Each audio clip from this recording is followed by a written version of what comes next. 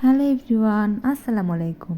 আজকে আমি আপনাদের মাঝে ভেজিটেবল নুডলসের রেসিপি শেয়ার করব। এটার জন্য ফার্স্টে আমি একটা ফ্রাই প্যানে পরিমাণ অনুযায়ী পানি নিয়ে নিলাম। পানিটা হালকা গরম হলে আমি এখানে দিয়ে দিলাম হলো নুডলসগুলা।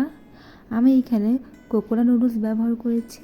আপনারা আপনাদের পছন্দ অনুযায়ী যে কোনো নুডলস আপনারা ব্যবহার করতে পারেন।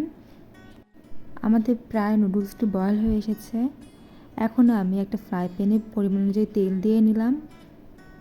এখন আমি এখানে অ্যাড করতেছি হলো পেঁয়াজ কুচি, মরিচ কুচি এবং এখানে আমি অ্যাড করতেছি হলো পেঁয়াজ কলি। পেঁয়াজটা হালকা ব্রাউন হওয়া পর্যন্ত আমি ওয়েট করব। এখন আমি এখানে এক এক করে অ্যাড করতেছি হলো গাজর, সিম এবং আলু। এটাকে হালকা করে আমি একটু ভেজে নিচ্ছি। এখন আমি এখানে অ্যাড করব হলো বাঁধাকপি। বাঁধাকপি অ্যাড করে আমি এটাকে আবারও ভালোভাবে করে একটু মিক্সড করে নিলাম। এখন আমি একটা সাইডে ডিম ভাজি করে নিব।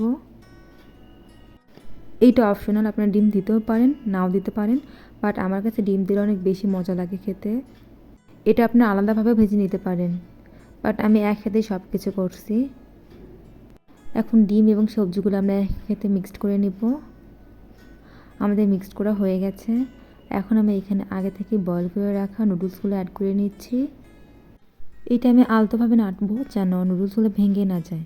এখন আমি এখানে অ্যাড করতেছি নুডলসের মশলা এবং ধনেপাতা। সবগুলো দিয়ে আমি আবারও আলতোভাবে করে মিক্সড করে নিব। তৈরি হয়ে গেল আমাদের ভেজিটেবল নুডলস। এই শীতে কে কে এটা ট্রাই করেছেন অবশ্যই জানাবেন, আর যারা ট্রাই করেনি তারা ট্রাই করে দেখতে পারেন। আল্লাহ হাফেজ।